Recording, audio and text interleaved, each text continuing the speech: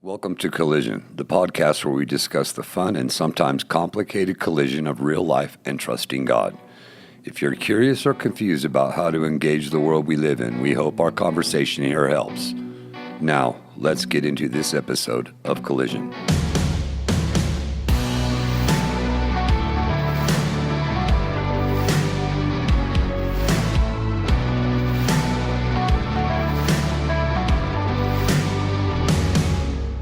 So welcome to the Collision. My name's Angie. And I'm Denise. And this is and we are just two moms going to hang out and talk with you today about motherhood. And then I guess they edit, right? This is fun. No. Are you delayed from me? Yeah. A little bit. Oh, that's so weird. I wonder if that's purposeful or if we should ask them. He said we only have 35 minutes. Starting now. This delay is weird. Okay, well, anyways. Okay, should we start again? Do you want to go call him? Well, I don't know. I mean, I guess we can just go forward with it, but I don't know if they didn't say that there was a delay. And is that going to wreck our ability to talk to each other? Now you're not. Oh, okay, good. Let me go. Or am I? Okay, then we caught up. Nope, not now. Okay. We're winning. Okay, so let us introduce ourselves. My name's Angie. I'm the CEO here at Crossroads, and really what that just means is I get to lead our ministries and our people. It's kind of a cool gig. I really love it. And this is my very, very dear friend, Denise, and she is in charge of our kids program. How long have you been doing kids, Denise? Doing kids ministry here? I've been doing kids for kind of a long time. I want to say 13 years. I don't remember the exact date, but yeah, somewhere around in there. I know. Well, I was thinking about it. Between the two of us, we've at least had 2 decades or more of experience working with kids and teenagers. And maybe we should share a little bit about our families, too. Just the context of, like, as we come into this conversation about parenting, what that looks like in our homes. So tell me about your family. All right. So my family, I have a husband and I have 3 children.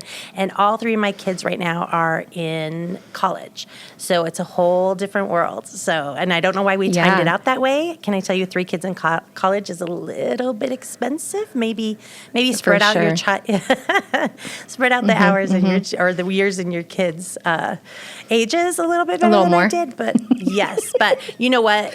So I have Faith. She's 18, just started she's now finishing up her freshman year. I have Ben, who is just finishing up his junior year in college, and then my daughter Emma is in nursing school. So that's awesome. I have. And I love them.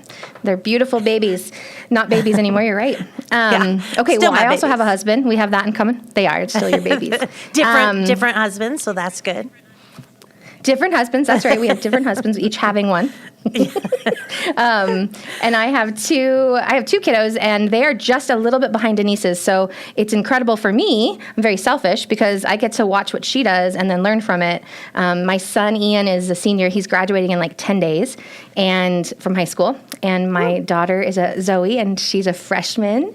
And so we're in that really weird stage of life where everything is beginning and everything is ending. So there's a lot of anxiety and newness and complications in our life right now.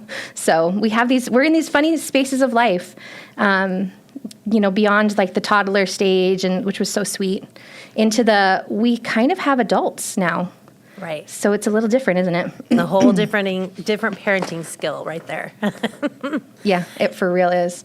And we'll chat about that today. So Denise and I are processing through this podcast. So Pastor Matt and Pastor James just thought, well, this is going to launch on Mother's Day. It might make sense to have 2 gals chatting about whatever we want to chat about. And so we were processing through the collision, the concept of this podcast, the whole convergence of what the world says to what God says, and we were just processing through like where we see that in our own lives, and we just kept coming back and back and back to this idea of identity, who the world says we are versus what God says, who God says we are. And I mean, that's just a humongous topic, right? I mean, our identity as wives, our identity as mothers, as sisters, as daughters of Christ, all of those things. And so we thought, well, in honor of Mother's Day, we'll just kind of take a little tiny subset of that huge identity conversation and talk about what it looks like to live in that weird collision between what the world says about our parenting and what God says about our parenting. So that's what we'll be chatting about today.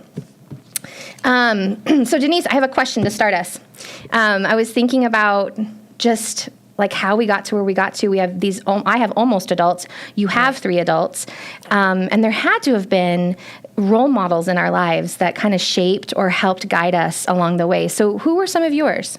Oh, definitely. Yeah. I have lots of role models. And funny, I was thinking about role models the other day about something came up in my family and I was thinking, who should I call? And really I've noticed that who I call, which role model I utilize at each given moment depends on what's going on. So, but I also noticed that without family members, sisters, my mom, all of my role models are in the church. And it's just because it's a different way to parent when you're parenting as a Christian. It's just different. So while I have a lot of friends who are not Christian, if I need some solid advice, I'm going to go to my girlfriends from the church. And to tell you the truth, I kind of pick and choose who I'm going to talk to depending on the situation. It depends on what my kids are going through. And if I know something similar has happened, like I'll call Lisa or I'll call Laura or, of course, you, which is funny because your kids are younger. But we have such good talks about our kids, which is mostly, and I thought about this the other day too, mostly you and I talk just about our kids, girl. We got to start talking about other stuff. What's happening to us? Yeah, isn't that funny? I was thinking about that too. I was swimming this morning just processing through this podcast and I was like, oh man, don't tell our boss. But for real, like 75% of our time together is talking about our kids, like the shenanigans really that we're going through or whatever. Yeah. And I'm grateful for it though. It is, me too. And I think it's good too. But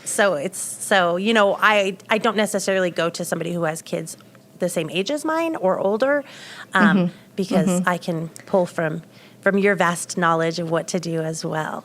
So I'm not really good about reading parenting books. That's more of Craig, my husband's gig. He reads some parenting information and kind of catches me up on that. So really, I just go to my girls. Yeah, I so resonate with that because I'm kind of an experiential learner. Well, I'm really an experiential learner. So reading books doesn't work for me. I have to like live it and see it. And so sometimes that's painful. But I totally resonate with what you're saying because I didn't grow up in a Christian home. I mean, my parents both are believers now, but we didn't grow up in that kind of fruit. No. And so I don't have a picture or a model of that from my growing up years. And so it's just a beautiful thing to be a part of a church community of people who, I don't know, we have this same foundational trust that God is our creator. There's a couple of things I think that we just all sort of hold true, which is, God is creator. God gave us these children to steward and to raise up well. They're not ours, they're his. The saving truth of the gospel. I mean, there's just these foundational things that we all hold. And yet we all parent so differently. So I love what you said about going to different people because I totally do the same thing. I mean, how that manifests in our life looks different, right? Sometimes our structure looks different, our punishment cycle, whatever that is, like however we reprimand our kids, however we encourage our kids, it all can kind of look different. And so we have this incredible, vast perspective in this community, but we also have those very solid foundational truths that we don't waver from, that we're kind of anchored to. So yeah, I'm really grateful for that. And yeah, it's really cool. Yeah, and I've noticed that as my kids age, so much has changed. Now they're coming home from college now and living in my house this summer. My youngest just came home last night, and there's not going to be reprimanding. That time is over. It's just a different parenting, right? Like I still have some control because we're paying for school, right? So I can pull those strings a little bit, but I just wouldn't at this point. And I find that a very interesting change and one that's been kind of hard to navigate because I still want to be such a sounding voice. And I am, luckily. I shouldn't say luckily. It was intentional. We raised our kids up to be not friends like this new way that your kids are your best friends and you don't parent them. But we raised them up to live in a godly way, and we have fun together, and now we like to be together, and it's just been very rewarding. It's a whole different way to parent. It's a little bit freer, but I'm still always there to point in the right direction. And when I fall short, I know God's got them in his hands and he will pick them up. Right. Yeah. Yeah. You have been so encouraging to me in that, because we're just, a couple years before that. And so we're still struggling through like the launching, the releasing, 100%, yeah. So right, that weird transition of my son's almost 18. And so we don't do, like you said, there's not a lot of reprimanding. It's just more encouraging towards adulthood. And man, sometimes that's super painful.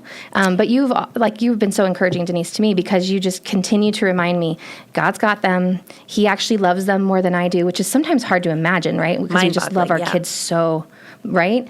So knowing that he loves them more, knowing that really I can stand before the Lord and know that I shared his truth with them, and so that the Spirit lives within them. And so we just have to keep trusting, release trust, and help guide them when they maybe don't make the wisest choices. Such a strange season of life. Right? Yeah. It's funny. I was thinking about that too. It's just so clear to me what they need to do to make themselves successful and make things go exactly the way I think they should go. Like it's not like that goes away. It's not like that advice piece goes away. And I've noticed when my kids come to me and ask me questions, I have to pause now. Something that we learned from Giant Training here at Crossroads Church.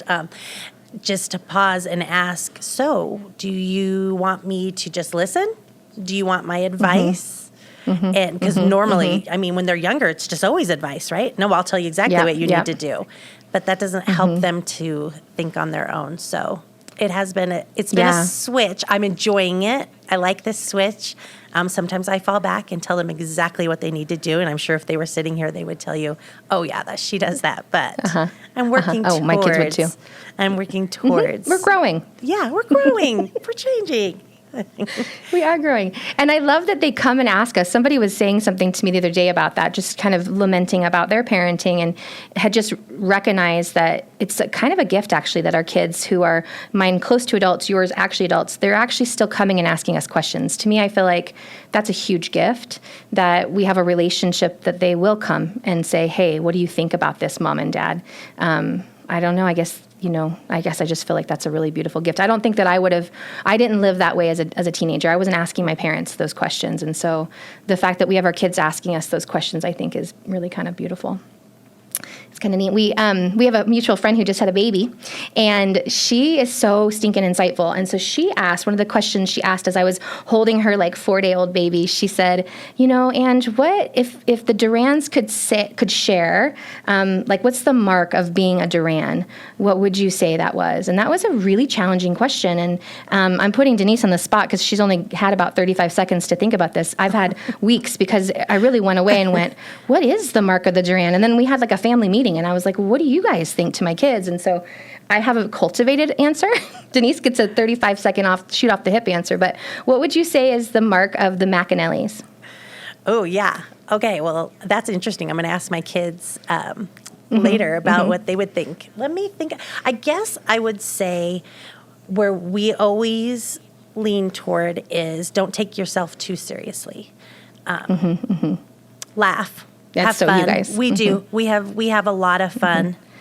There's a lot of boundaries too. I'm not saying it's a free for all at the McAnally. Don't hear me wrong, but we have fun together and we enjoy being together. And so I would say, just don't take yourself so seriously. Just remember, there are bigger things out there. There is, I would say that's one of our that's so and then true. I used to drop them off at school and always say, go change the world, make it better, make it a better place. And that's falling back on my, their Christian background, right? So how do you make it better? You act out and live as Christ lived. And so, I don't know. Yours is going to be better. Let me hear yours. Yours is going to be so much better. Yours is amazing. Actually, and I remember the first time we really got to know each other was maybe 8 years ago. We were at a camp, and we spent the whole week together, and my kids were attending camp. Denise and I were working the camp, and then her kids were teenagers, and they were helping at the camp. And I remember coming home with feeling like I had a week-long CrossFit workout, because I laughed the entire week long at these knuckleheads. They were just so funny, just laughing and silly and making fun and just roasting each other. It seriously was so precious. So I really do feel like that is, from an outsider, the mark of the McAnally is absolutely laugh. I love it so much. so good. And thanks. Yeah, this was funny for us to think about, and I got a lot of rolled eyes in the conversation. So apparently, I've said these things a lot. So the first thing, my kids, my oldest, kind of did the whole like love God, love others. Like, of course we do that. But we say that a lot. Like, we really, if we're engaging in some kind of conflict or there's some kind of challenge ahead of us, a lot of the times we'll ask that question, like, what is your response saying about how you love God? And what is your response saying about how you love others? And so it's just been kind of, especially now that they're older and we're not really like a rules-based family anymore, because it's not really part of our current life culture. It's more just like, what are you doing with your opportunities to communicate, to address conflict, all those things. So that was cool to hear them say that. And then the other thing that is pretty substantial about our family is the opposite of laughter. Actually, it's be a critical thinker. So like everything, yes, the we are Durans just think, the McAnallys just laugh.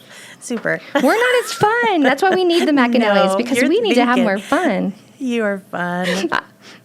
It's like a double-edged sword, because part of me is so proud of my kids that they really do think for themselves, that they have kind of they can be in the world with not being of the world, like they really do think for themselves. But then at the same time, that has been the mark of some of our most difficult conflicts in our home. When I'm trying to dole out some consequences or, redirection, it's never easy, because they're like, are you sure this is what, like there's all this critical thought happening at that time.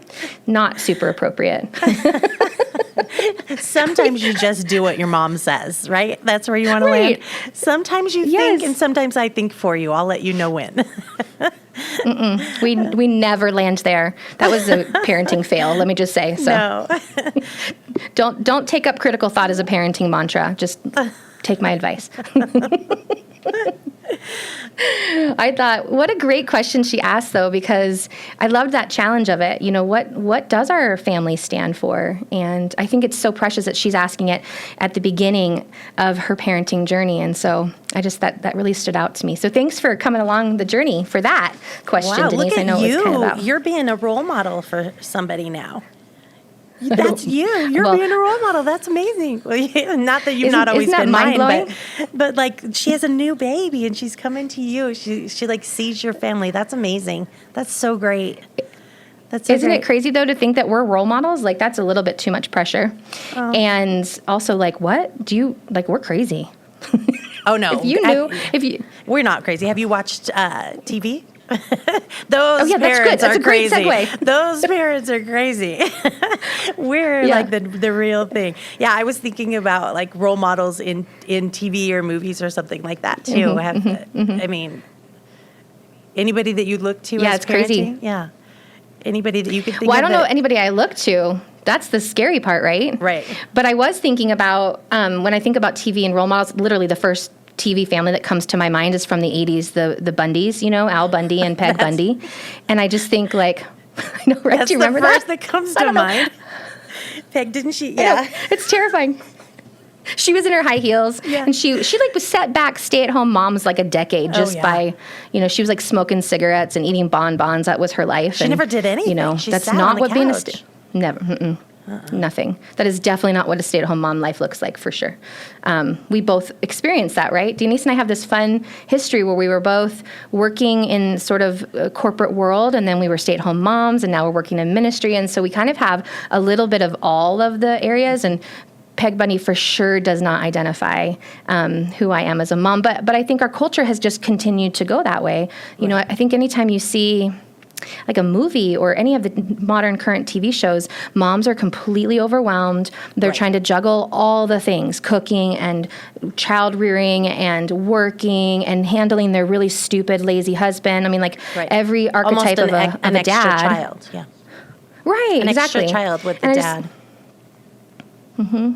And that just doesn't feel fair, because that's not a good picture of, I think, what we're actually called to be. But I think that's kind of what the world just continues to tell us we are, right? It's a little bit overwhelming. Have you ever found yourself like getting caught up in the worldly cycle of parenting, of what the world says our parenting should be? Have you ever found yourself there? Yeah, and yes, definitely with comparisons. I could be really good at comparing. And I'd like to say just comparing me with other mothers, but no, I compare my kids. I'm like, this kid down the road, he's doing this, and why aren't you doing, So the comparison thing is just horrible. Not so much comparing with the TV role models, right? Because I think I've got a one-up on them. I don't treat my husband like he's a child. I treat my husband like he's a man. So I don't treat him so at least I'm a little bit above that. But no, the comparisons. And I remember when they were younger, and it really hit in high school. A lot with high school sports, I think, can take out that ugliness in you. Comparing not just your kids' skill level, but how they handle themselves and all of that. You're right in the middle of some high school sports, too, so you probably can speak to that. It's crazy. Too. Do you have we didn't really know anything. Yeah, it's hard. That is actually, I'm so glad that you brought up the sports thing, because we're brand new into high school sports. We've never really been super sporty, and we're just now becoming sporty, and we weren't prepared for the comparison thing. Even just as simple as like the snacks that you bring, like you have to like meet a certain standard for the snacks. I mean, I'm just like, we are way in the deep end. And I was actually thinking about when my kids were little, and I don't know if you ever did, it felt like an arms race to me. Valentine's Day cards, we started in kindergarten, and you have to like make your own, whatever. By the time they're like in 3rd or 4th grade, each child is getting like a $50 handmade crystal, egg or something, because we're just continuing to one-up each other on these ridiculous Valentines. And I remember in 4th grade, my son, we had a really tight group of moms, and I was like, this feels crazy. This is not life-giving to me. I'm not, Crafty Spice. Like, that's not who I am. And I just feel like I'm losing every single time. And I don't want to feel like that. Like, what do we do here? And every other mom was like, yeah, this is horrible. We don't want to do this. So that year we band together, and we were like, we're going to let them go into Target and buy whatever box of Valentine's Day card they want. Denise, it was the best Valentine's Day our kids ever experienced. They didn't need all that crazy stuff. They just, wanted to be chill and hang out with their friends and eat candy. They could just write their name on there. And even if they wouldn't write their name, your mom could write their name a little bit messy and just stick it in the box. I remember, that's funny you say Valentine's Day, because the boxes was always making the Valentine's box that they were going to get there. That was always kind of stressful. I actually, a couple of years, brought my sisters into it, and we just made it funny. We just started making it funny. We would put wigs on it, and just and some of them turned out pretty horrific. And we just decided, this is ridiculous. I'm just gonna have fun with my sisters, and the kids can just watch us create. Because they almost get lost in it, right?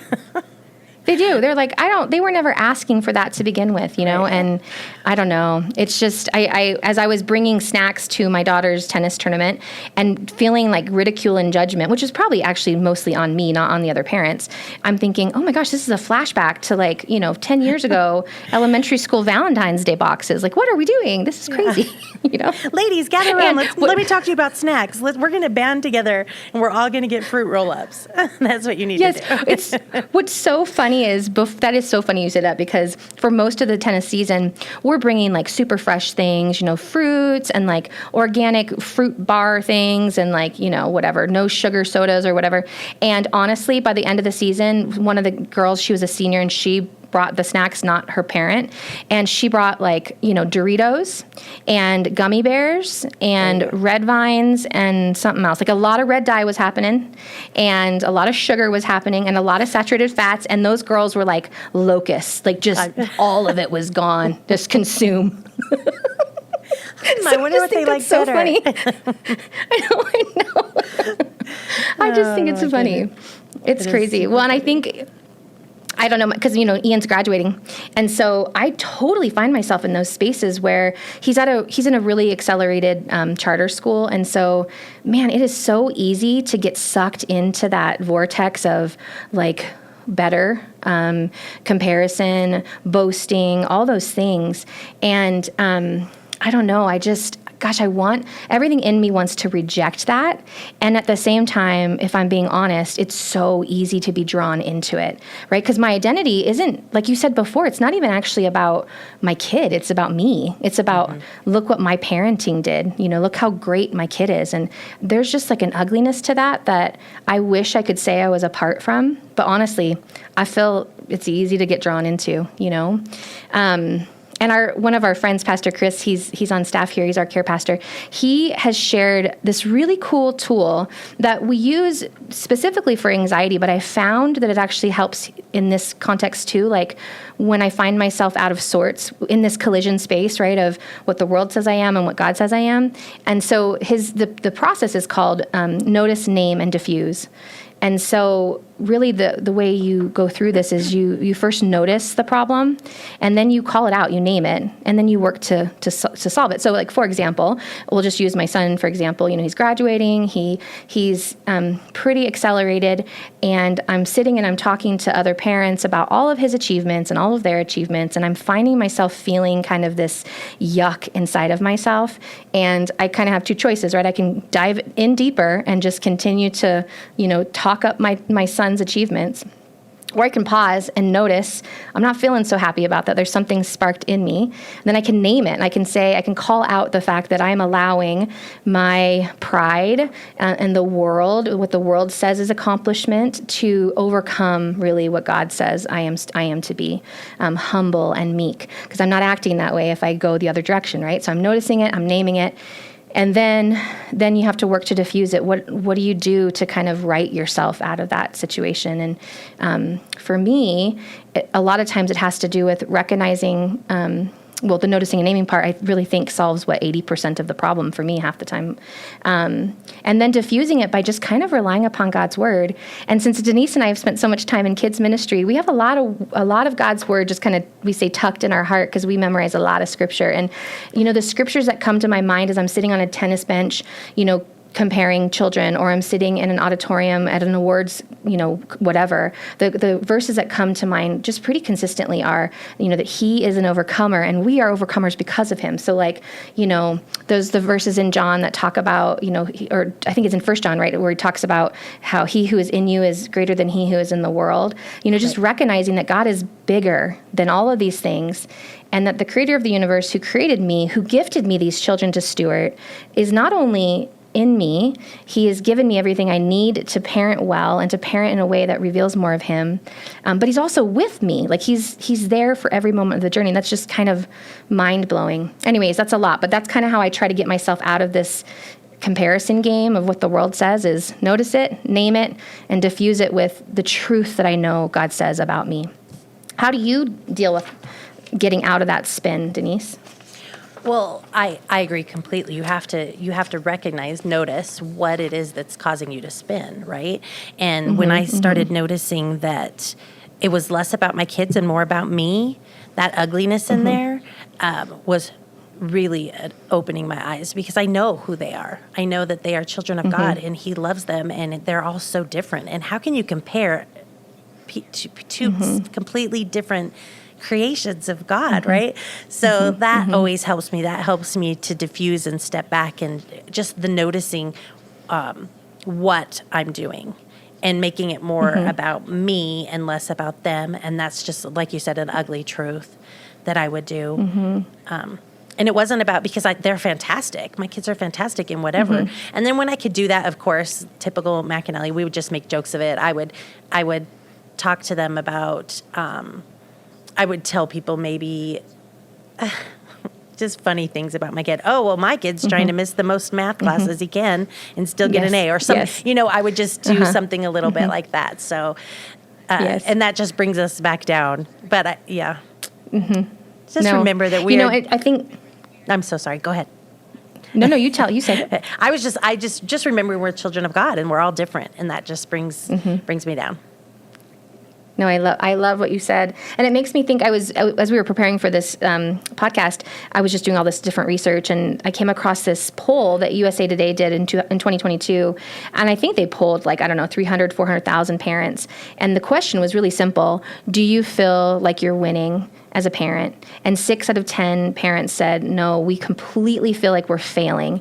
And 2 out of 10 parents said, we think we're failing most of the time. So the vast majority of parents polled were like, no, we're losing this battle of parenting. And so I think for me, that's also something to remember as I'm in these spaces of comparison and I'm allowing kind of what culture is saying. Like the thing about comparison and the thing about what the world says about our identity is not only are they defining like what's good, but they're actually defining the definition of how to win, how to succeed, and that's both are false, right? There's this drive towards perfection and not sanctification, right, through the Lord. It's like perfect. You have to present to be perfect, and so you got the Pinterest world, and you got the crazy arms race of Valentine's Day boxes, and that's what the world is saying. And even if you're not Christian, the vast majority of parents are probably feeling like overwhelmed by this. This is exhausting. We feel like we're failing. And so if I can be that one little difference maker, if I can pull myself out of that in a way that just looks different, then not only do I get the opportunity of like stopping that cycle, but I might actually get the opportunity of sharing why. And the why, like you said, is we are children of God. We are made in His image. And that could open up opportunities to share our faith, which would be amazing. So anyways, really, I always love what you say. Oh, so I think we're kind of... I know. It's just a love fest around here. Yes, it is. Valentine's Day. You start talking about Valentine's Day, it's over. Yeah, mine start blowing. Every parent listening to this is going to go, yes, I totally get what they're saying. Stupid boxes. So I guess we're kind of coming to the end of this. I think the only thing Denise and I were processing through is, because we didn't want to give a whole bunch of parenting advice, because I don't really know that we're equipped to be advice givers. But we just keep coming back to this idea that, when Jesus was talking, when the Pharisees came to Jesus and they said, hey, tell us everything was being run by the law, right? And when they said, what is the most important law? They were trying to trip up Jesus. And Jesus responded by saying, love God with everything that you have and love others as yourself. And so that idea of loving God first, of prioritizing Him first, I guess I think that's just what we wanted to land on today, that when it comes to identity, whether it's parenting or being a wife or being a daughter or being a sister or a friend, I think if we just go back to what Jesus said, the most important thing we can do is love God. And when we love God with all of ourselves, if we prioritize God in our lives, then we end up living out of this crazy outflow of His generosity. And then all of a sudden we're equipped to do all the things that He needs us to, or he encourages us towards. And our identity is so much more fully, present in our own lives because we're living out of His filling. And so I don't know that you ever think about that verse and go, oh, parenting. But I think that verse is just just do this, and all the things that you're worried about or all the things you're trying to figure out, man, they'll come to fruition. So anything you wanted to add, Denise? I agree completely. And teaching that to your children, they'll see that through your action.